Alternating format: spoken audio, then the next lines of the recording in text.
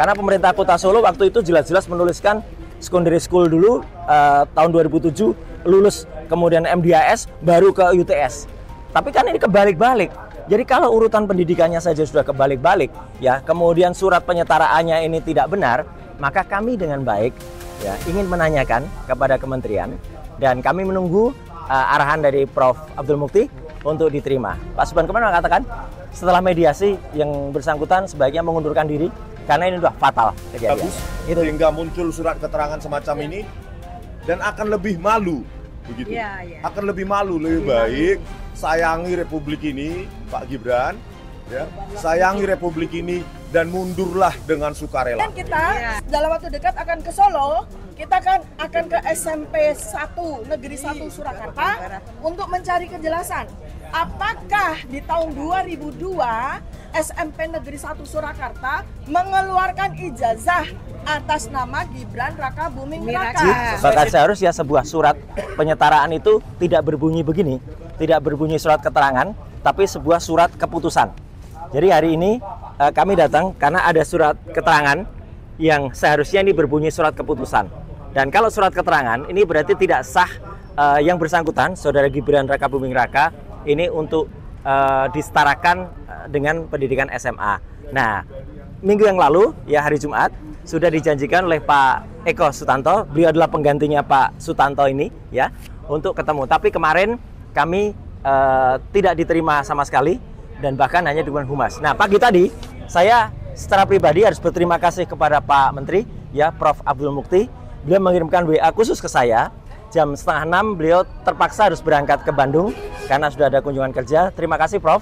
Tapi mohon kami diterima bukan hanya oleh humas, tapi sesuai dengan apa yang sudah dijanjikan oleh Pak Eko Susanto. Karena Pak Eko Susanto kabarnya akan mendatangkan juga Prof. Sutanto ini yang waktu itu menandatangani. Jadi saya kira hari ini kunjungan kami itu menegaskan itu. Jadi kalau dari Mas Roy sendiri melihat ketika ini tidak sah, maka Gibran tidak bisa seharusnya ikut. Betul. Dicap. Jadi tidak hanya surat ini yang tidak sah. Ya, saya berulang kali melakukan analisis dan sudah ada di berbagai acara, termasuk juga di beberapa media mainstream. Terima kasih yang sudah menyiarkan bahwa urutan pendidikan Saudara Gibran Raka Buming Raka itu tertukar dan saling terbalik. Misalnya adalah yang seharusnya itu adalah hanya sebuah kursus, ya, atau pathway, atau katakanlah itu matrikulasi ke perguruan tinggi, tapi itu dianggap sebagai SMA yang disetarakan ini. Kemudian bahkan ada tulisan juga dan itu sudah dimuat di berbagai media, ya, dan itu digunakan waktu itu untuk kampanye yang bersangkutan dan masih ditulis juga di berbagai situs, termasuk yang ada di lembaga kantor berita ternama Antara, ya, ada dia memiliki pendidikan S1, S2. Bahkan sampai hari ini, sampai saat ini kita ngobrol, Gibran Raka Buming itu di Sekretariat Negara itu masih tercantum terbalik. Ya, jadi artinya dia di Orchard Park Secondary School terus ke MDIS dulu, ke S1-nya dulu katanya, baru kemudian ke UTS, ke Australia. Ini terbalik. Lah, kalau urutan pendidikannya saja terbalik-balik begini, kemudian dianalisis itu tidak benar, nah maka apa yang dilakukan oleh dia itu tidak sah.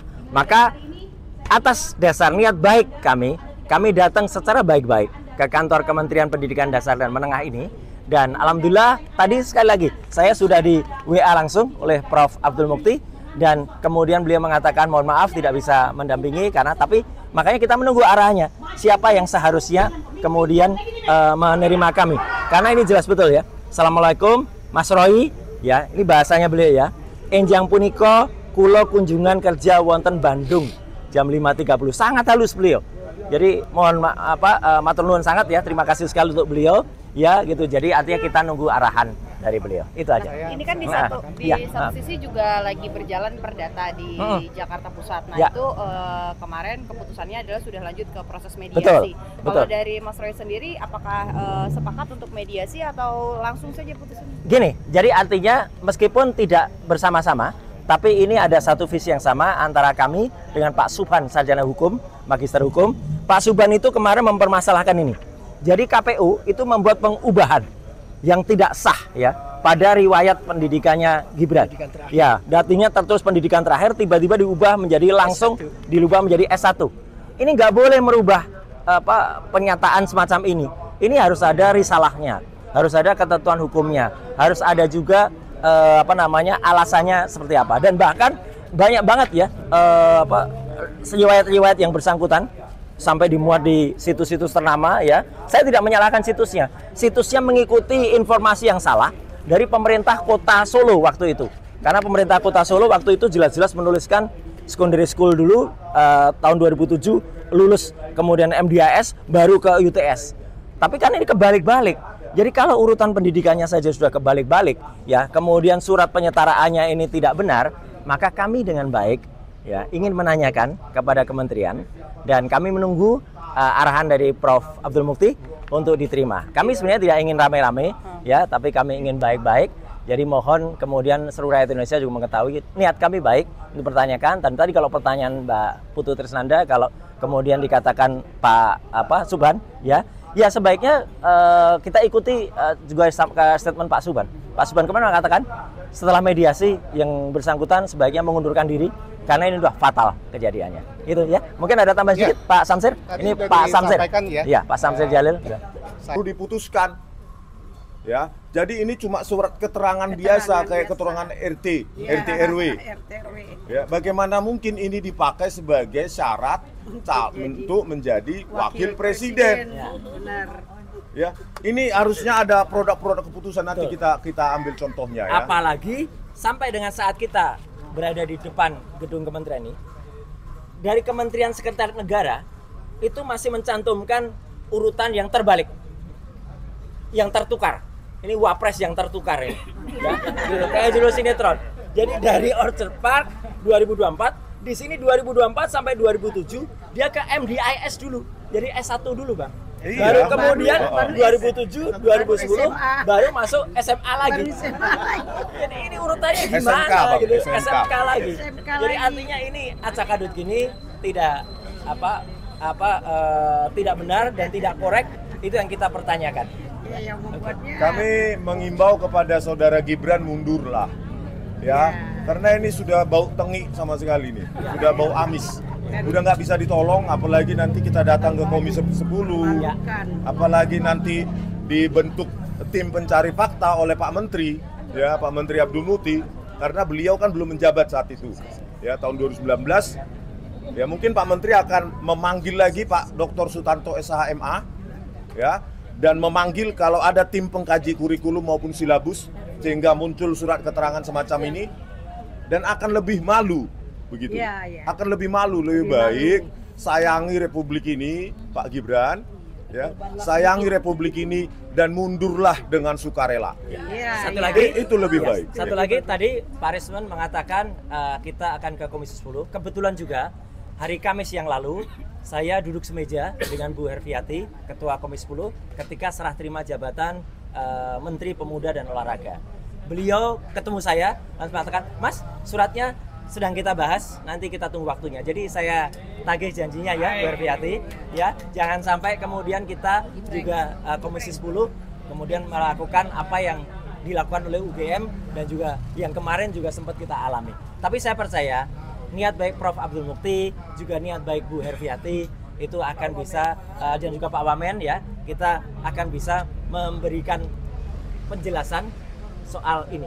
Apalagi kemarin Pak Subhan, sarjana hukum, magister hukum, sudah sampai ke sidang ketiga dan beliau juga mensoal atau mempertanyakan perubahan tidak sah ya pada website KPU.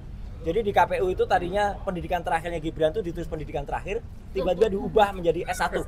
Ini nggak boleh ngubah begitu saja, tiba-tiba diubah gitu aja, kayak ngubah ketikan. Ini adalah lembaran negara ya, artinya pengumuman resmi negara. Tidak boleh diubah begitu enak aja, nanti ada orang bisa ngubah bahasa enaknya. Ini ada konsekuensi hukumnya loh melakukan pengubahan gini. Apalagi dengan urutan-urutan yang kemudian tidak benar dulu pendidikannya katanya ijazahnya Bachelor of Communication ya.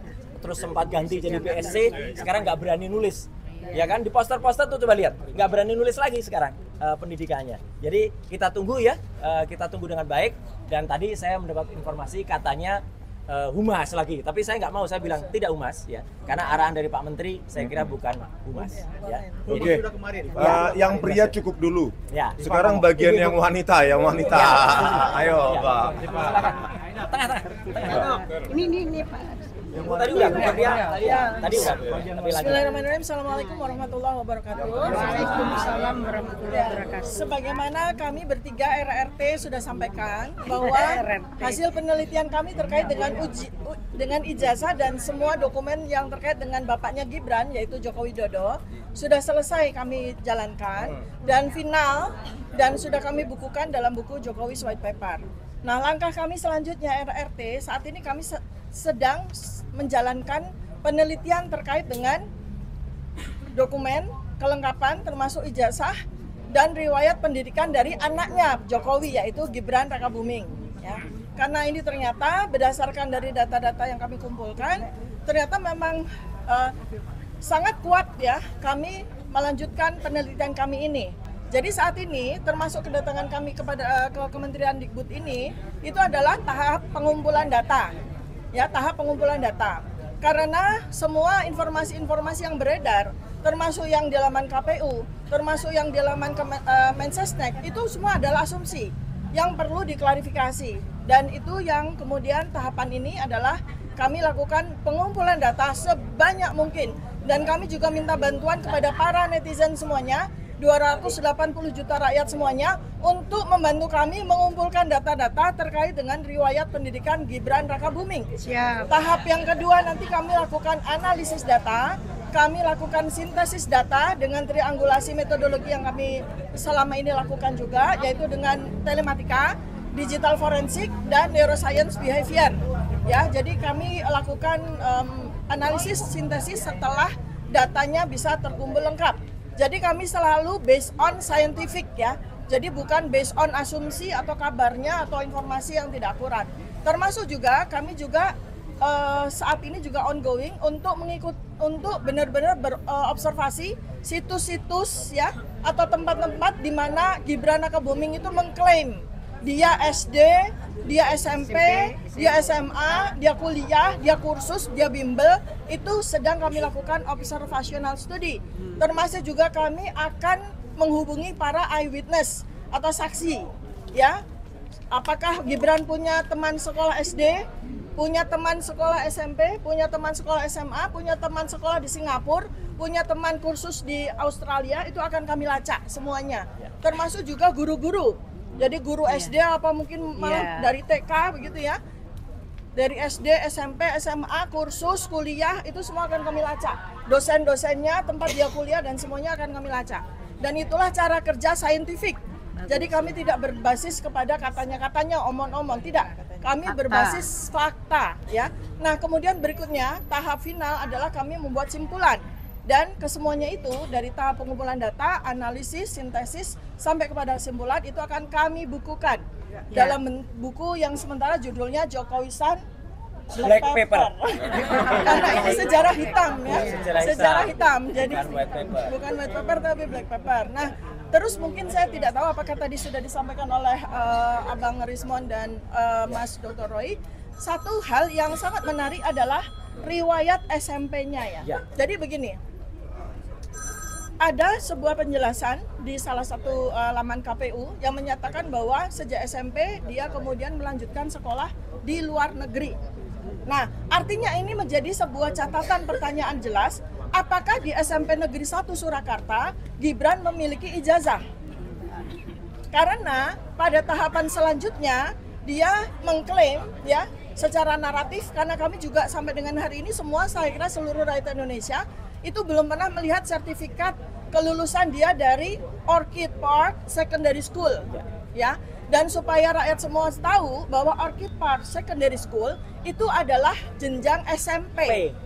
Jenjang SMP ya, supaya tahu kalau metode pendidikan atau hierarki pendidikan di di Singapura itu berbeda dengan di Indonesia. Kalau di Singapura itu jenjang pendidikan dasar dan menengah itu mengenal pertama adalah primary school, kalau di Indonesia itu SD dan kemudian secondary school. Ya, secondary school. Jadi Orchid Park Secondary School itu adalah SMP.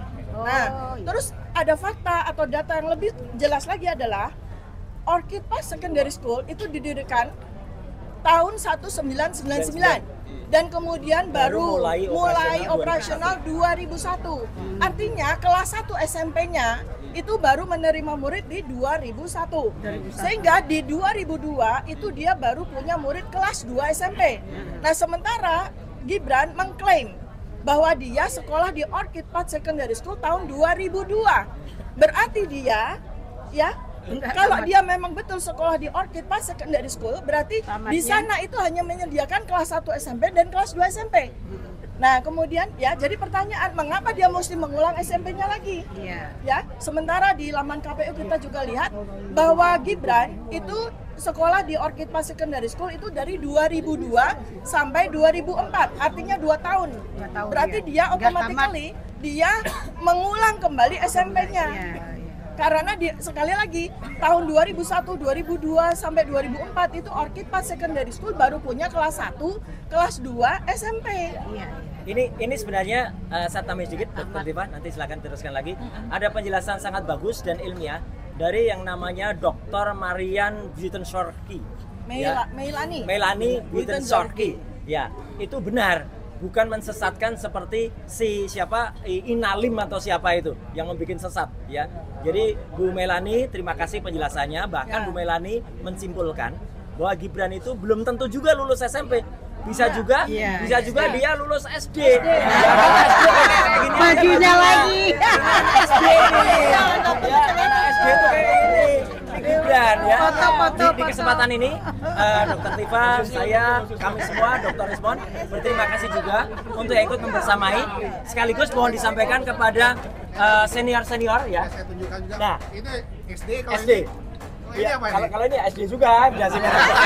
Kepada salah seorang dari wakil purnawirawan prajurit TNI ada di sini. Mohon ini bisa jadikan bahan juga Bapak-bapak. Kemudian wakil dari Forum Diaspora Indonesia. Tadi ada Pak Agus tadi ya, yang juga akan menyampaikan. Nah, jadi artinya kita tidak sendirian. Kita banyak gitu. Jadi sekali lagi ya, sudahlah.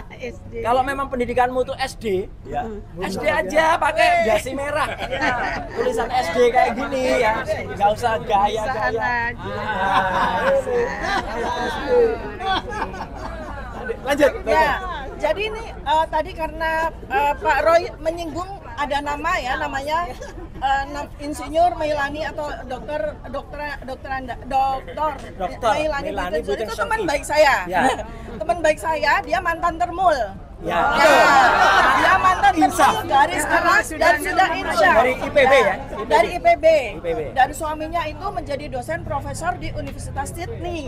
Jadi data yang dia berikan itu sangat akurat dan lebih akurat lagi karena dia mantan termul yang sudah insaf ya. Mudah-mudahan makin banyak lagi termul-termul berpendidikan ya, termul-termul educated yang insaf ya, yang insaf dan kembali ke jalan benar bersama dengan kita berjuang. Ya. Nah, untuk finalisasi dari apa yang saya sampaikan, saya underline ya, bahwa Gibran itu tidak benar ber-SMA di Singapura tahun 2002 sampai 2004. Karena Orchid Path Secondary School di tahun 2002 sampai 2004 itu baru menyelenggarakan pendidikan SMP kelas 1 dan 2.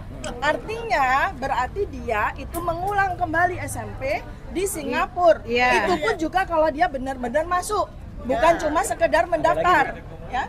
Nah, kemudian kita dalam waktu dekat akan ke Solo. Kita akan ke SMP 1 Negeri 1 Surakarta untuk mencari kejelasan. Apakah di tahun 2002 SMP Negeri 1 Surakarta mengeluarkan ijazah atas nama Gibran Raka Buming Raka sesuai situs sekretariat negara loh. Ya. Salah lagi nulisnya. Tetapi ya sungguh pun kalaupun Gibran itu memang memiliki ijazah dari SMP Negeri 1 Surakarta, pertanyaan berikutnya itu belum bisa memenuhi syarat sebagai wakil presiden. Ya, benar. Karena menjadi wakil presiden itu syaratnya minimal adalah SMA. Sesuai dengan Undang-Undang Nomor 7 Tahun 2017 Pasal 169 huruf R. Ya. Jadi kita tuh nggak omong-omong, semua SMA berdasar data resmi. basis resmi. Tadi Bu Kurnia juga sudah menyampaikan dan harapannya agar jangan sampai nanti yang dilakukan Pak Subhan itu akan dilakukan apa Bu? NO itu? Fun Clover Club. Wah, Mau dilanjutkan benar? Sudah, baik. Oke. Dan saya sebetulnya bersama dengan Pak Roy Suryo ya untuk saya remind bahwa kami sebetulnya sudah mempersoalkan tentang pendidikan yang diklaim sebagai pendidikan SMA and/or S2 di Australia sejak tahun 2023.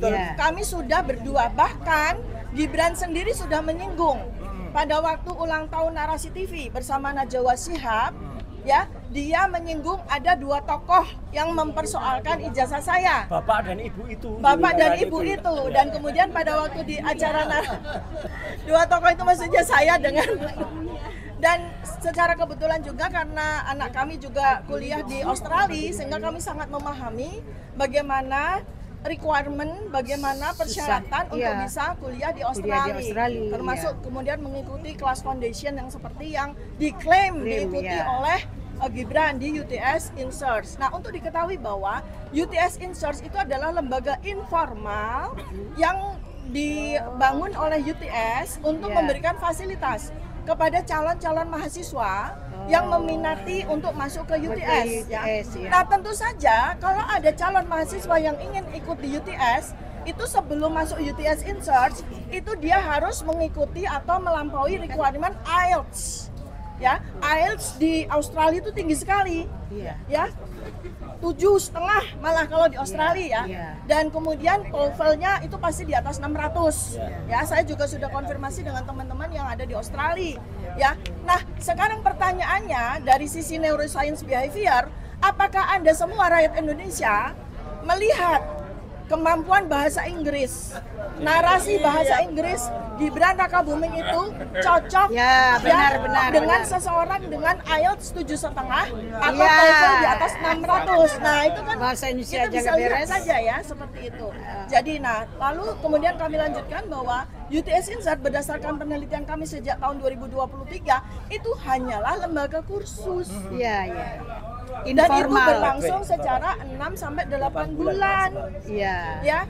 Kalau sampai di KPU itu Gibran atau KPU ya kita katakan itu menulis bahwa Gibran mengikuti UTS InSearch 3 tahun, itu ngapain aja?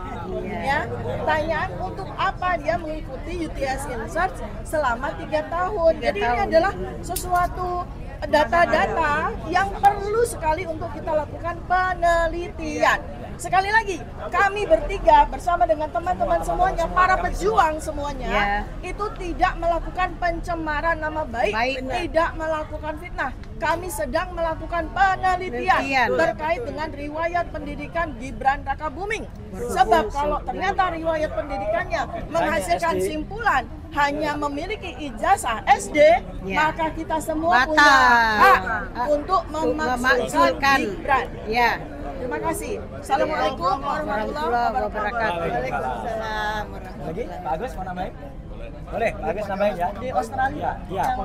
Ini Pak Agus dari Forum Diaspora Indonesia. Beliau adalah sekjen. Tengah-tengah Pak Agus. Kita minta data tentang sekolah ya. Baik. Assalamualaikum warahmatullahi wabarakatuh. Oh iya, boleh. Nanti setelah Pak Agus, Mak ada juga yang teman-teman YouTuber yang saya hormati, saya banggakan, pemirsa sekalian dimanapun Anda berada.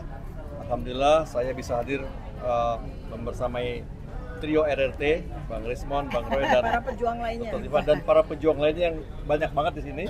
Termasuk Purnawirawan, Wakil. Oh iya, ada Purnawirawan ya. Masyaallah. Saya diberi amanah sebagai Sekjen Forum Diaspora Indonesia. Di dalam FD itu Dr. Tifa adalah Ketua Bidang Pakar sekaligus founder. Jadi kami bersama-sama di FD sama beliau. Tugas yang diamanahkan kepada saya adalah terkait dengan kasus ini.